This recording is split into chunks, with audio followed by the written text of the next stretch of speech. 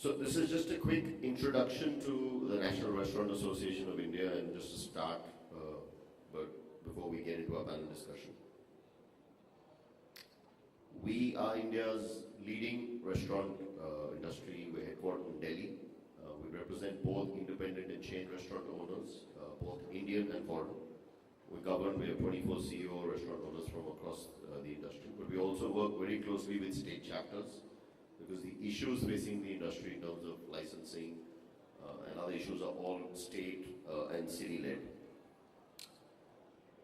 We do a variety of things. We do a lot of advocacy with the government, work on changing laws, work on regulations that have had, let's say, reasonable success in different parts of India.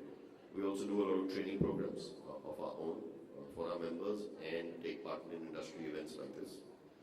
Research services, so we're the only, we brought out the first comprehensive white paper on the restaurant industry in May 2010. We have the next India Food Service report coming out in March of this year, which is really the only credible source of industry-wide trends, segments, growth.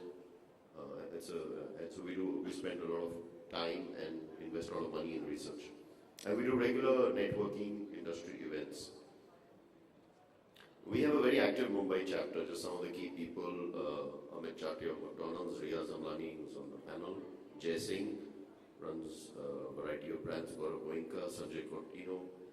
So if you look at this, and Farhan Azmi again is on. So we've got an ever-expanding Mumbai chapter. They're doing lots of interesting things. So some of the members form the region. There are many more. This is just a sample. We did a roundtable event in collaboration with Images. It was really a brainstorming event with about 15 restaurateurs talking about how to improve or how to grow more profitably. This was in August last year.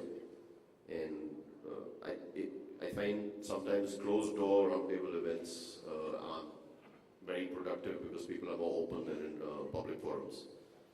We do cocktails, networking events. We had one in August, which was hosted by Gaurav at Manchester United. And this is really a platform for restaurateurs to meet each other, very informally, with no agenda, just to chat, catch up, exchange views on the business.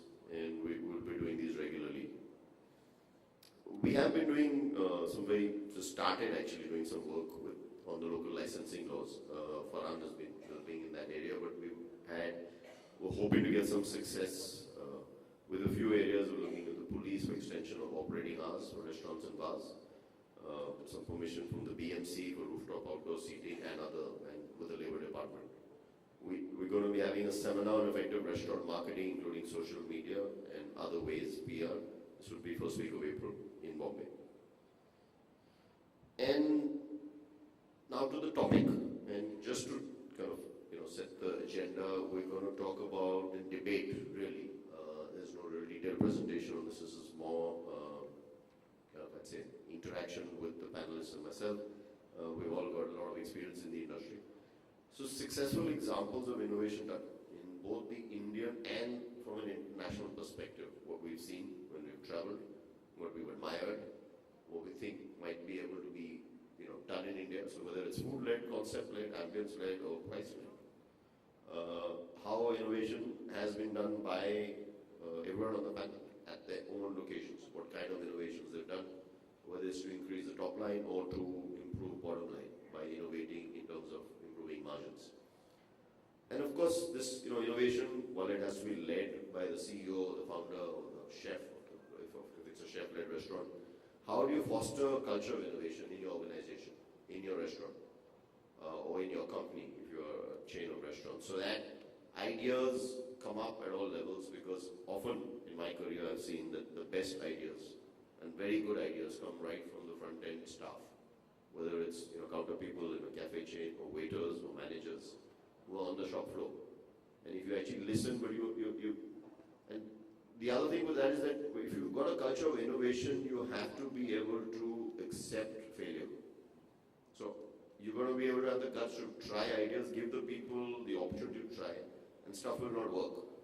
And as long as it was not intentional, you should learn from it, because that's the only way that you'll generate more ideas. So you've got to recognize